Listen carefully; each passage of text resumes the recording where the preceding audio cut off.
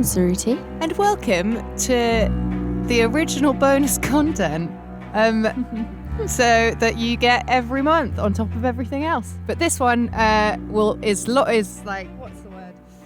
This one is not lockdown related. This is just what you get anyway. This is just the OG content you guys are meant to be getting anyway. So, I don't know, it all blends into one, but hopefully you're still appreciating it. I feel like I had a bit of a meltdown this morning, but I'm back in the game. It's going to happen Bounce to all back. of us. Permanent lockdown. Well, not permanent. Fucking hell. Don't Currently. even joke. A currently unending seeming lockdown is taking its toll. But we're here to distract you with some, I was going to say wonderful true crime. It's not wonderful. Some true No, crime. This Full one's stop. actually pretty fucking harrowing. So we've got a bit of a curveball for you today, because many moons ago, we used to do our Patreon bonus episodes on like ideas, like the warrior gene and like theories. So we've kind of brought back that motif for you this week. And it's traditionally not what we do on the normal show, but there are definitely criminal elements to it. So what we're going to be doing today is having a look at quite a few cases of feral children and the questions and answers they unlock about both science and society. My most embarrassing university story involves the documentary that I had to rewatch for the research for this, and it gave me so much anxiety just even like hearing basically what happened was I can't wait for this. my friend was directing a show, and the show was called Savage Planet, and it's based on a French comic book series called Hommes en série, like Humans in Series, and it's about if humans were pets. Humans are being kept as pets by these aliens on a different planet. He was like, can you like do some movement research for me on how humans would move if they'd never been taught to walk? So I was like, yeah, I can do that. But obviously, first step, let's have a look at feral children and how they move. So Makes sense. I took myself off to the library What a time. because I think I was in uni and I had a spare hour. So I went into the library, plugged in my headphones, I'd started watching this documentary, which is linked below, and then everyone around me started laughing, and I couldn't figure out why. And this guy came up to me and he said, I don't think your headphones are working. And I'd been sitting in the library with this booming voiceover being like, feral children are so important to society because blah, blah, blah. And I was so fucking mortified.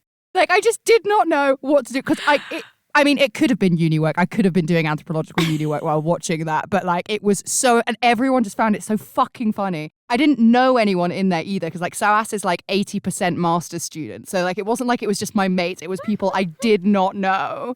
But like, because it's such a small uni, you kind of know everyone's face anyway.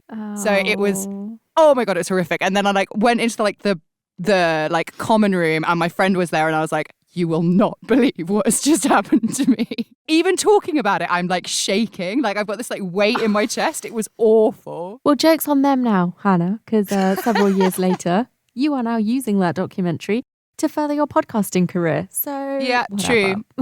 But I did have to, because that memory is very clear for the first 5 minutes of the documentary. So I had to skip the first 5 minutes because I couldn't do it to myself again. That's fair. We all need to engage in some self-love. And if skipping the first 5 minutes of a feral children documentary is your version of self-love this week, then I'm here for you. I'm down with that. Oh my God, it was so embarrassing. At least it wasn't like, I don't know, totally unimaginatively, just like really aggressive porn or something. The word feral obviously means like savage, animal-like and untamed.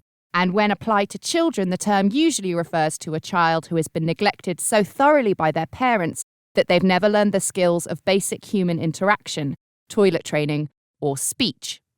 In most cases, when we think of feral children, we think about children that have been raised by and often exhibit the characteristics of animals. And it makes us think about just how much of being human comes from the humans around us.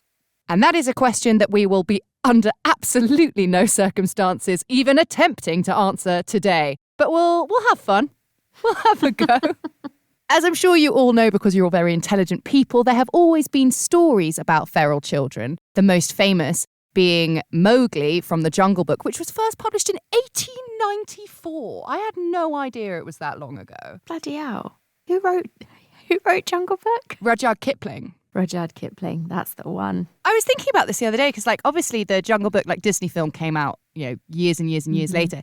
But Snow White came out in World War II, and I watched that as a child. And I don't think there'll ever be like a repeat of that where children are watching something that old. Do you know what I mean? Definitely not. That's a good point. No, definitely not. Oh, that is really weird to think about. Yeah, because I guess like they've remastered it now, but it's still the original. It's still just the same thing that kids back then were watching. Weird. And actually, no, The Jungle Book, I don't know. Obviously, I knew Rudyard Kipling wrote it. When I went to Myanmar, because he lived there for quite a while when it was still called Burma. And there's like all the bars that are still standing in like Yangon where he used to go drinking. And they all have like very much a Jungle Book motif, a Jungle like Book the theme. Ernest Hemingway bars in Cuba. Yes, exactly. And Tarzan of the Apes, as it was originally entitled, 1912. Wow. Who wrote that? Pass.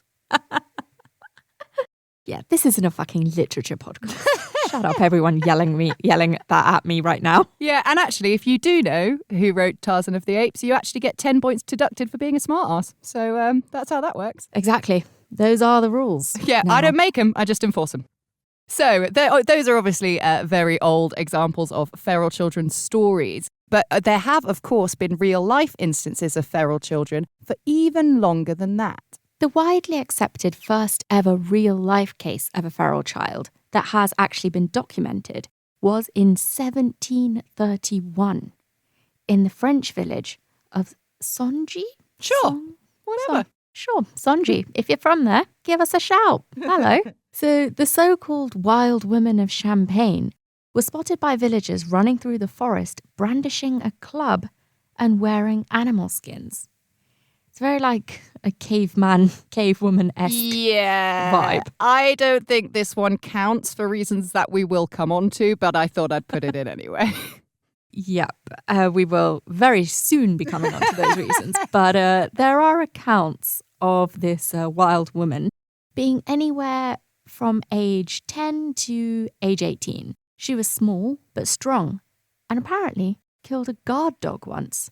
When she was lured out of the forest by villagers, she was found to communicate in animal squeaks and cries. She apparently had abnormally large hands and would swing from branches. The girl/woman ate raw meat, could outrun a horse, and would even skin rabbits with her bare hands. She eventually learned to speak French and revealed that she had been taken from her home and been sold into slavery. It is now believed that this woman was in fact a Native American who had escaped her captorers. So it seems like that her animal sounds may actually have been a native language that French villagers had just never experienced before. And maybe the same can be said for her quote-unquote wild appearance. Yeah, I just think they'd never seen a Native American before or heard one talk. I don't think this one counts. No, I don't think this one counts. I think they just like in 1713 or whatever this was, like just saw like a little brown person and they were like, what the fuck? Sacre bleu. Tout à l'heure. Whatever. And unfortunately, probably she was, if she escaped from her captors, we don't know what age that happened.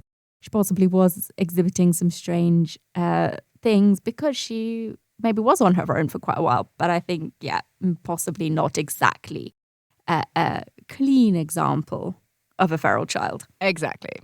Next up, we are still in France a few decades later in 1800 when a 12-year-old boy was found wandering the wilderness totally alone. He was naked and he couldn't speak at all. He refused the touch of other humans, wouldn't make eye contact, and was prone to violence. He didn't flinch at the sound of a gunshot, but he would immediately perk up at the sound of a walnut being cracked because apparently those were his favourite. The child was named Victor and was taken in by a teacher at a school for deaf children called Jean-Marc Etard, who took it upon himself to prove that Victor would be able to learn language.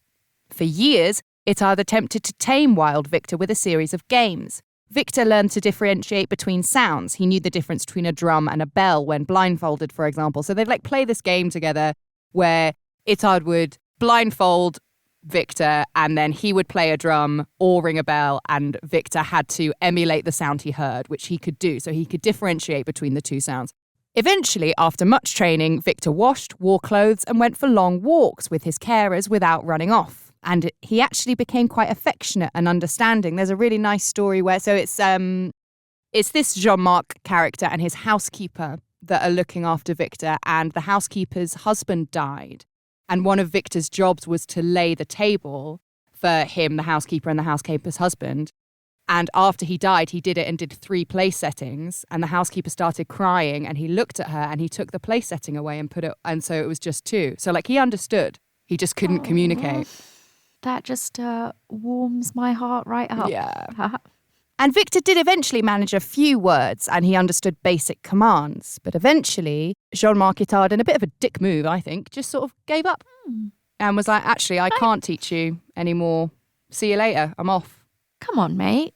You're a teacher and like you did start it and he's shown progress. Maybe just stick at it. I think he just felt like he'd hit a bit of a wall, but also just fucking dick move. So Victor lived out the rest of his life with the housekeeper, and he died at 40 years old, and he never ever spoke a complete sentence. So obviously being raised by wolves is quite a common phrase. You often hear people using it when they're trying to maybe like embarrass somebody else about their manners, like chewing with their mouth open or something like that. And of course, most people also know the legend of Romulus and Remus, the mythical twin brothers and founders of Rome, who were, according to the story, raised by wolves. But it has also actually happened in real life at least twice. The most famous case of this is that of sisters Camilla and Amala, who were captured in October 1920. They were living inside an abandoned anthill with a pack of real-life wolves near Mindapur in the west of Calcutta. No one knew where the human girls had come from or exactly how old they were. It was recorded that they were about 8 years old and 2 years old. And I know I called them sisters. It was just assumed they were sisters. Nobody actually knew. And when villagers commanded by Anglican missionary Reverend Jal Singh went to go find the girls, the mother wolf of the pack was shot and the 2 girls were taken into the care of the church. Fucking hell. That is like, this is a Disney film. They're just like, fucking go, why? What? Oh. Well, they probably couldn't get them off the wolves as the wolves were still alive, but still, it does seem quite barbaric. Fucking hell, guys. And also, like, in most of these cases, like, when the kids do get, I'm not saying that, like, oh, just fucking leave your kids to the wolves, but, like, nothing good happens to these children once they're, like, reintroduced into society. Do you know what I mean? Exactly. No, you're totally right. So they were taken into the care of this church, and according to Reverend Singh, both Camilla, the elder sister, and Amala had misshapen jaws, longer canine teeth than was usual, and apparently their eyes even flashed yellow in the dark, just like a dog's would. Obviously, if you're like sighing at that, of course, we need to remember that these records were taken in 1920. So I think we can take it all with a bit of a pinch of salt. And you can quite easily find pictures of both the girls. There aren't many of them, but in the ones that there are, you can quite clearly see that they are moving differently to what may be perceived as normal. Yeah, the whole stance is different. They're quite like hunched over and like clearly quite malnourished. You can find them. They're out there. This really reminds me, I guess obviously that's where the like premise for the movie came from. But did you ever watch that horror movie Mama? Remind me. 2 little girls, they go missing for some reason and they like get left in like this cabin in the woods, and I think their dad's with them and he dies. It's Guillermo del Toro. Guillermo del Toro, yeah. I actually really enjoyed that film. I thought, I'll give it that. I actually enjoyed it. I'm going to stop there. So with these twins, like Hannah said, nothing kind of good really happens to any of these children once they're taken from their, I don't know, like adopted animal parents, because Amala died in 1921 after just a year of living amongst humans. And Camilla survived until 1929. And by that time, she had learned to eat normal human food instead of insects and raw meat. And equally, she had learned to walk upright, and she'd even learned to speak about 50 words. But she never learned to arrange the words within a logical grammatical structure, which we will see later on is a very common thing in cases where children don't learn language at the right time. And there's another case of a child raised by wolves also in India that's quite well documented. It happened all the way forward in 1972. A little boy, estimated to be about 4 years old, was discovered playing with wolf cubs 20 miles from somewhere called Sultanpur. The child's skin was very dark, his nails were long and hooked round like claws. He walked on all fours, and as a result, he had big calluses on his palms, elbows, and on his knees. He loved hunting chickens, that was his favourite thing. And he also loved the dark and hanging out with dogs and jackals once he was taken into human society. The residents of somewhere called Nara, give me a hand. I think Naranipur. We'll go with that. I've never heard of it.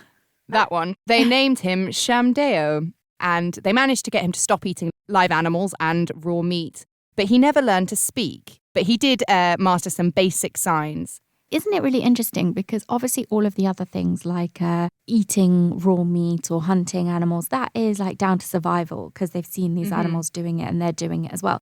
But the fact that he liked the dark rather than was scared of it like you would see in sort of children, quote unquote, normal children who have been brought up by humans. It's so interesting, isn't it? Because at what stage do you learn to fear the dark? Is it because you're kind of told to or it's assumed? But this child liked it and preferred it. It's a really, I know there are loads of points like this. No, I think it's a really interesting point. I read something a couple of years ago, which I haven't really stopped thinking about. It's really bizarre that we expect children to sleep alone because animals don't. And we don't even expect adults to sleep alone. So it's like, it's a very uniquely human thing. So maybe he liked sleeping he liked being in the dark because but I suppose, are wolves nocturnal?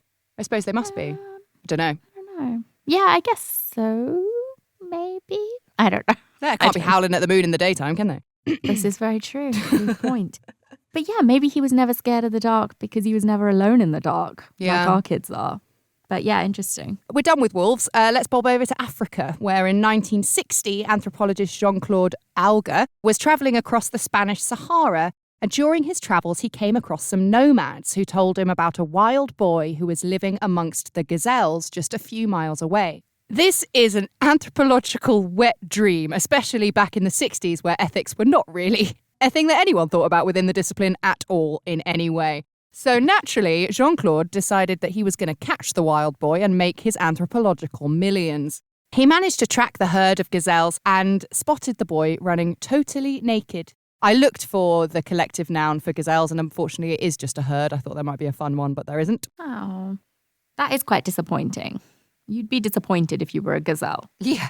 So Jean-Claude said that he witnessed the boy, quote, galloping in gigantic bounds among a long cavalcade of white gazelles.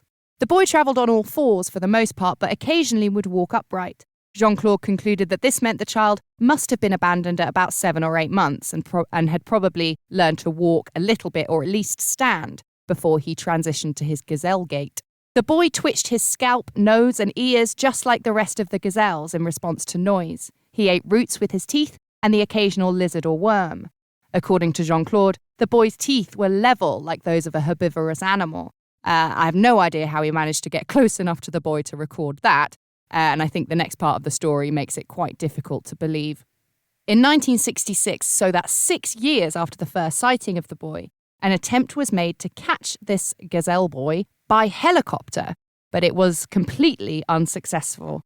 And to this day, the gazelle boy of the Spanish Sahara is the only documented feral child that was never taken from their animals. That is wild.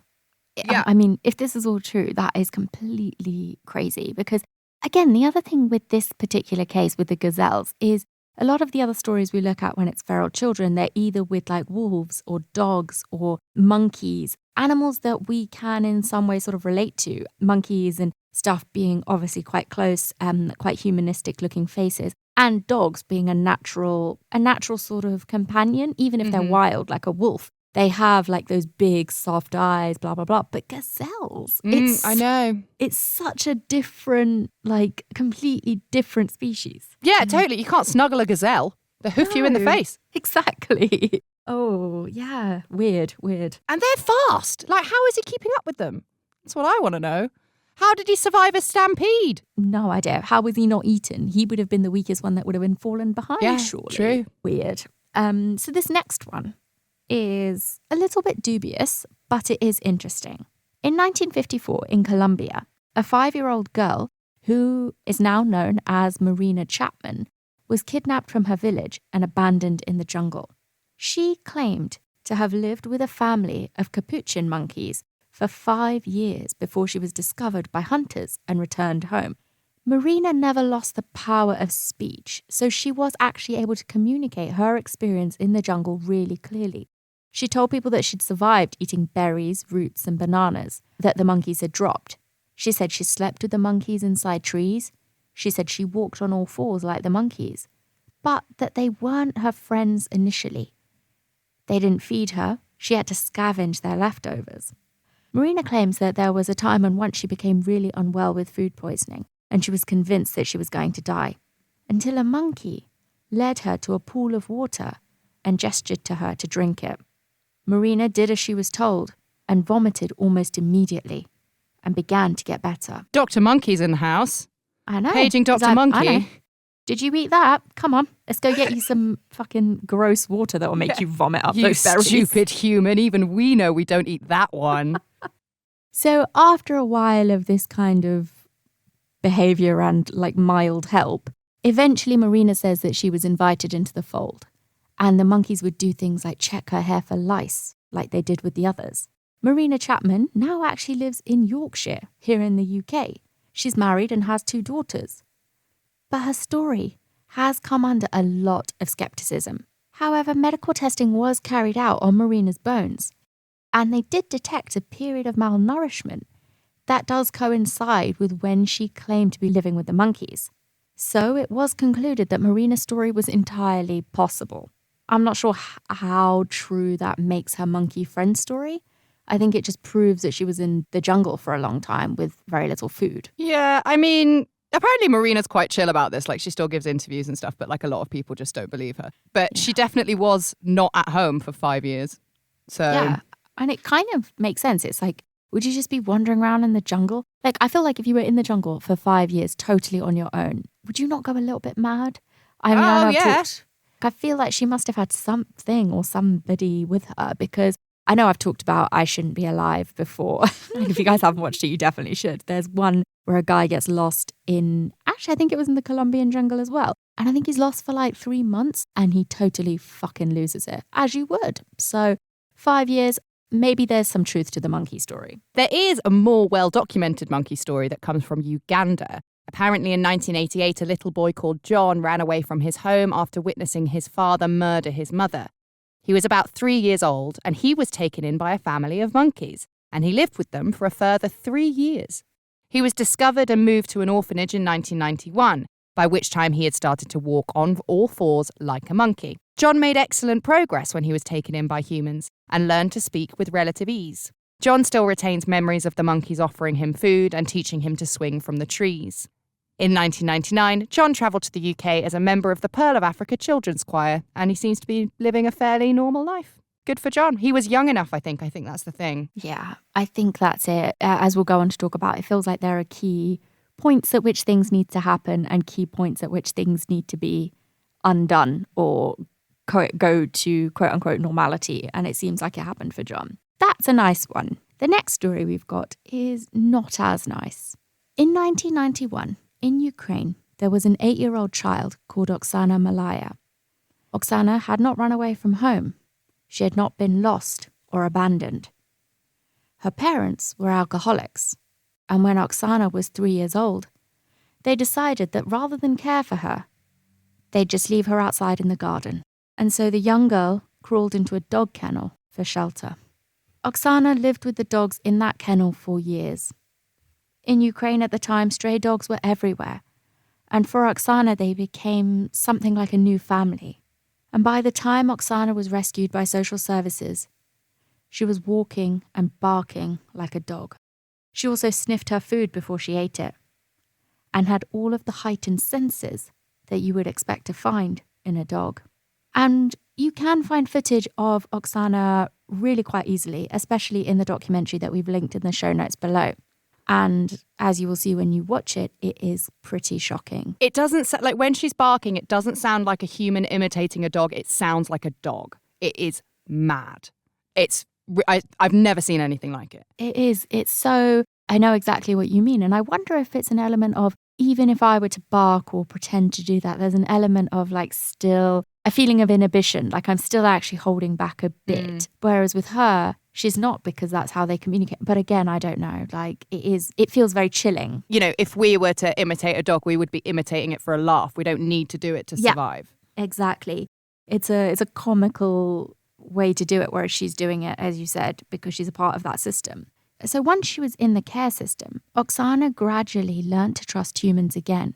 She learnt to walk upright, and she learnt not to bite other children.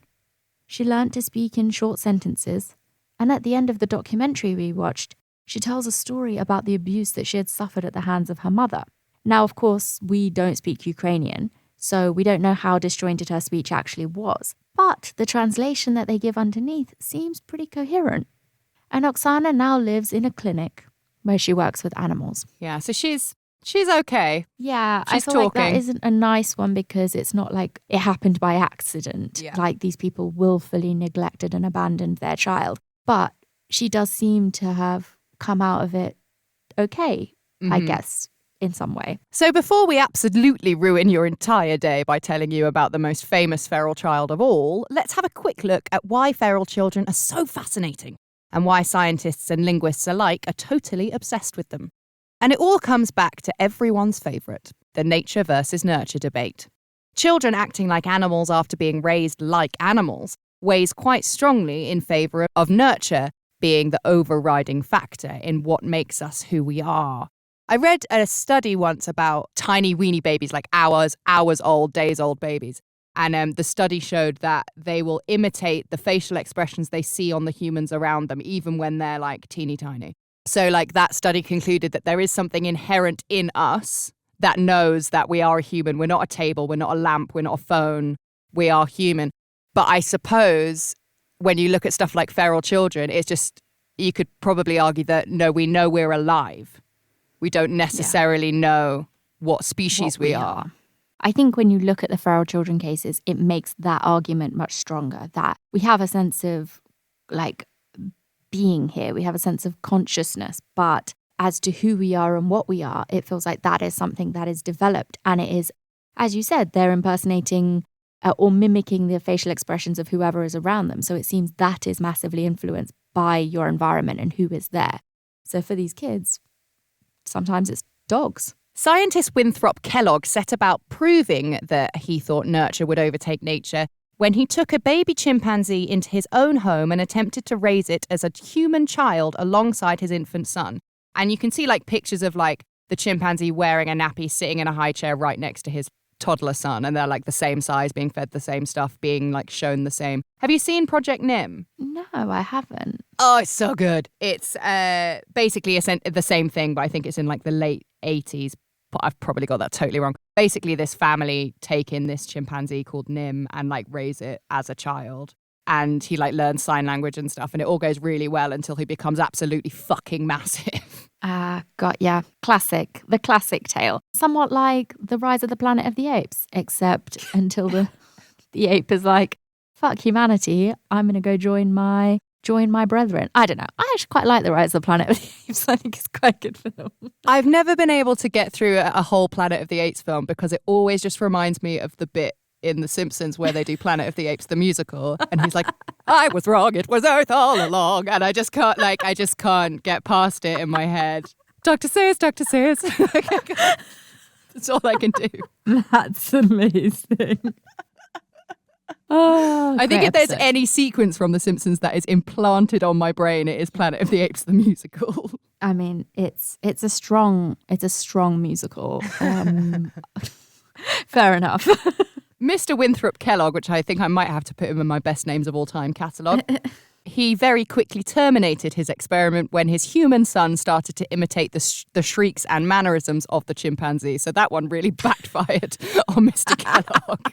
I love just this like image of his wife just like, no more.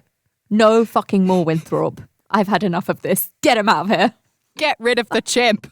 I'm putting my foot down. I love that the chimp was more dominant than potentially at least three adult humans trying to raise these. No, two adult humans and a human baby, but the chimp still won out in terms of imprinting. This one is a bit sadder. Years later, someone called Harry Harlow conducted his famous monkey experiment. And if you're thinking of a monkey experiment, it's this one. And what he did was he gave baby monkeys the option of a cold wire figure holding a milk bottle or a figure covered with fur but without a milk bottle. And every single baby monkey in the experiment chose the woolly fake monkey to cuddle and went hungry. So they're choosing sort of tactile comfort over survival. And that was 100% across the board. That's the saddest of all. They're so tiny. It's so small. And I've seen the pictures of it. It's awful. It's awful. That's why these feral children are so, as you said, so sort of captivating to scientists, because they're not ethically allowed to do these kind of experiments to find out. So when they accidentally get one thrown at them by the universe, they're like, oh my God, gimme. Because exactly. It will tell us everything. So the monkeys that had been through the monkey experiment as babies never managed to integrate with other monkeys. They spent their life confused, afraid, and isolated. And there is a horrible clip in the documentary of like one of these experiment monkeys being introduced to normal monkeys. And it literally holds its head in its hands like a human. It just doesn't know what to do with it. Oh my God. Leave the monkeys out of it. I think we can all agree that we need interaction. I think we can probably agree now more than ever. Did you see that mental health pundit came out and he was like, everyone just needs a hug. Just let people go to other people's houses. Honestly, I do. But I also, but don't give me COVID. I'll hug you, but you've got to promise not to give me COVID. That's exactly how that works. Some people think that we need interaction in order to be fully human. And we might need language as well. And I think that is potentially quite dangerous thinking. A lot of people have written about how language makes us human, but lots of people never develop language. And I don't think we can say that makes them not human. Yeah. Tricky. No, very true. So feral children are the center of much debate. And because they are so rare, like we said, they are immediately sort of jumped over by all the scientists to try and prove their theories on the stages of human development. And importantly, how, if certain milestones are not hit in infancy, development can never be fully on track. And that is what happened in our next case. You might have heard of her, and the next child we're going to discuss is called Jeannie. Jeannie is, of course, not her real name, and she was not taken in by animals. She was horrifically neglected by her family. And it all happened in Los Angeles. Jeannie's mother, Irene Wiley, wandered into a Los Angeles County welfare office in 1970. She was stricken by cataracts and was looking for the office that distributed benefits to blind people. She had taken her daughter with her. Jeannie was very rarely taken out of the house. Perhaps Irene needed to prove that she had a dependent for her benefit application. We're not sure. Irene and Jeannie didn't find the office that they were looking for. Instead, they wandered into the children's welfare office, and the workers there were transfixed by Jeannie. She looked as if she was maybe about 7 or 8, but she didn't walk. She hopped like a rabbit. Jeannie wasn't toilet trained, and every few minutes she would spit. Her eyes were never fully focused, and her limbs never fully extended. Jeannie also had 2 complete sets of teeth. She wasn't 7 years old or even 8. She was 13 years old. And she weighed just 26 kilos. That's 59 pounds or 4 stone. The welfare office moved to investigate Jeannie's home, and what they found was recorded as the worst instance of child abuse in the history of the United States. Her father, Clark Wiley, had always been a bit of a strange man. He'd been brought up in brothels by his mother, and this had resulted in an intense and twisted relationship with her. And when Clark's mother died, she was killed in a car accident. Something in him broke, and he became completely deranged. Clark had never wanted any children. He married Irene, who was 20 years his junior, and ended up with children anyway. I don't think we really need to explain how that happens. The first baby died because it was left in the freezing garage. The second baby died of a congenital birth defect. The third baby lived. The Wileys called him John, and he lived in constant fear of his father. But his fear was nothing compared to what would befall the fourth and final child. Clark decided that this child, Jeannie, was mentally deficient when she was just a toddler. So he took it upon himself to hide her from the world. He locked her in a small room and chained her to a potty seat, or he kept her in a straitjacket in a cot covered in chicken wire. He beat Jeannie mercilessly with a plank of wood whenever she would make a noise, and he barked at her like a dog. Some believe that Clark also sexually abused Jeannie, because when she was taken into care, she made sexual advances towards older men. But this has never been proven. Jeannie had existed like this for 10 years until she was rescued. Clark Wiley was charged with child abuse, but before he could stand trial, he shot himself. And he left a note that read, "The world will never understand." Doesn't that just make you shiver? I didn't know that part. I'm pretty familiar with the Jeannie case, but I didn't know that detail until I looked into it. You fucking piece of shit. The world will never understand. It just makes me sick, this idea of no remorse right up until the end. Even when he fucking shoots himself, he just doesn't want to take responsibility. And this idea of a higher purpose. There was a reason why he did it, and you'll just never understand. Oh, fuck off. Although this case was initially, of course, jumped all over by the media, the public's interest in Jeannie was short-lived. People were much more interested in the Vietnam War and the fact that the Beatles were breaking up. They weren't that interested in paying attention to the child abuse that had gone unnoticed in a suburb of LA for 10 years. Scientists, on the other hand, snapped Jeannie right up. So much so, there was a state-funded research department called Team Jeannie that were tasked with running tests on the girl and to see if they could teach her to talk.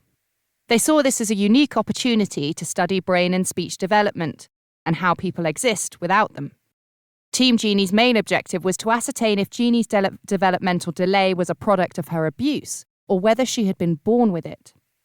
When she became a ward of the state, Jeannie only knew a few words like blue, orange, mother, and go, but most of the time she remained totally silent. Doctors said Jeannie was the most profoundly damaged child they had ever seen. At this point in time, it was widely accepted by linguists that language could not be learned after puberty. But Jeannie Wiley proved them wrong. Not only did she learn to play, dress herself, draw, count, and enjoy music, Jeannie learned hundreds of words. She performed highly on intelligence tests, and it became clear to Team Jeannie, and especially to UCLA linguistics professor Susan Curtis, that, quote, the lights were on. Jeannie's hold-up in development was almost certainly down to her abuse. And Susan Curtis makes a really interesting point, and you can have a look at her in the documentary that we've put below. I think she's the only person that really cares about Jeannie. And she worked with her for years and years and years. And a lot of the progress that Jeannie made was with her. And it just felt totally heartbreaking that it was just the one person. And then obviously you could argue from the other side as well that she shouldn't have just been kept like a lab rat. But it just, I don't know, it just felt like, because at one point Susan Curtis wanted to adopt her, she wanted to be her guardian. I think it's tricky for somebody like Susan because she has the academic and intellectual curiosity behind Jeannie. But at the same time, I absolutely do think that she fell in love with that little girl. I've watched the documentary and that's the feeling that I get. I don't feel like she was just sort of trying to take advantage of her, but she was also curious at the same time. And Susan Curtis makes another really interesting point. She says that most of us have an internal monologue. So, when you're reading a book, you're reading it to yourself in your head, in your own voice. But language and thought are not the same thing. Jeannie's thoughts were never verbally encoded. So Jeannie was never speaking to herself inside her own head. And I can't remember where I saw this, but I saw a video, it must have been on YouTube, about this girl who also doesn't have an internal monologue. And her thought is completely different. It's fascinating. I saw that as well. And I think we've talked about it on the show before. I don't know when and why I brought it up, but the idea of if you are deaf from birth, what is your internal monologue like? And what is surely like Jeannie, you also wouldn't have a voice necessarily in your head. But maybe you do, I don't know, because you can hear, I don't know. I don't know, actually. We're just going to freak ourselves out, guys. I'm confused. But the important thing is that Jeannie could learn words. But unfortunately, she couldn't put them in the right order. She never mastered grammar, proving in the eyes of scientists that studied her that if grammar isn't learned between the ages of 5 and 10, that it's just simply too late. Jeannie, for example, could say things like applesauce by store. But she never managed a more complex sentence than that. You can't learn grammatical language production later on in life. And obviously you can learn different languages, but it's about that initial understanding of like how to categorize language in order so it makes sense. And obviously like bilingual children are much more likely to be able to grasp other languages later on because your brain is already set up twice, if that makes sense. Yeah, I think with this, it's just that part of the brain that handles that kind of executive functioning hasn't developed at that key marker point, then it's happening. And, you know, if you have that, of course you can go on to learn other languages because it's just repeating that process. But children like Jeannie, it's tragically just too late. And Jeannie was so starved of interaction and stimulation that her brain looked entirely different to other children her age. It was physically smaller and malformed. And I'm afraid things take yet another tragic turn for Jeannie in 1972 because research funding dried up and Team Jeannie was sued by Irene and a rehabilitation teacher called Jean Butler. They claim that the tests that Jeannie had been forced to undertake were cruel and that she deserved more privacy. I think Jean Butler personally was desperate to take Jeannie on in herself and be the Messiah savior that taught her to talk, but that didn't happen. Unbelievably, Jeannie was allowed to move back in with her mother into the same house that she had been abused in. How? I don't know. I mean, honestly, this bit of the story the whole thing is fucking infuriating. But like, really, Irene, you really give a shit about Jeannie after you allowed what happened to her to happen? Like, there's no way she fucking knew. Of course she fucking knew. And then what was the purpose of all of this? And the fact that she's allowed to go back into that house is unbelievable. It's shocking. But despite the fact that she did move back into that house with her mother, it didn't last long because Irene couldn't cope. And Jeannie became a ward of the state once more. And it was completely disastrous. Jeannie was moved through many group homes, and not only did her progress stop, she regressed entirely. The members of Team Jeannie were by court order not allowed to contact Jeannie or find out any information about her. The last we know of Jeannie comes from journalist Russ Reimer, who covered the case in New Yorker articles in the 90s. He managed to visit Jeannie in a group home on her 27th birthday, and he described her as, quote, a large, bumbling woman with a facial expression of cow-like incomprehension. Her eyes focused poorly on the cake. Her dark hair has been hacked off raggedly at the top of her forehead, giving her the aspect of an asylum inmate. Jeannie's brother has not seen her since 1982 and has admitted that he's just put her out of his mind because of the shame of it all. Irene died in 2003, so wherever Jeannie is, she is totally alone. According to Susan Curtis, Jeannie is still alive. The sources we have are quite dated for this. She might not still be alive. We have no way of knowing. But Susan Curtis says that every time she asks about Jeannie, she just gets told that she is well. And I think what Jeannie proves more than anything is that human beings need love to survive. And I think that we're so fascinated by feral children because we know what it's like to be taught to walk and to speak and to interact with other humans, and we can't imagine what it would be like in a world where that doesn't exist. Noam Chomsky argues in his book, Synaptic Structures, that language is central to the human experience. And he has an interesting theory that if two languageless people were left together on an island, within a few generations they would have created a language of their own. And we could argue that the feral children who lived with animals adopted the language of those around them in order to survive. In Jeannie's case, there was no language anywhere for her to imitate. Feral children force us to think about what we actually are. And that's probably why they make us feel quite so uncomfortable. I think it's about, it's a safety thing, isn't it? Like these, because there's another really interesting point that someone makes in the documentary that like these children have been so mistreated by humans, but it doesn't stop them from reaching out to touch another human. It's about sort of being, it's a safety thing. It's about being accepted. And then I think if you're accepted by like a group of monkeys or a pack of dogs, you're just going to be like, oh, this is better than what it was before. At that age, even at any age, it's just that we are social beings. That's why quarantine, lockdown is so incredibly difficult. And whatever you can get, these children were taking it. It wasn't just survival of their physical bodies, it was survival of their souls almost that they sought out in these other animals. So yeah, it's just incredibly tragic, especially the story of Jeannie. It just makes me so angry, but... And we've managed to link absolutely everything back down to lockdown somehow.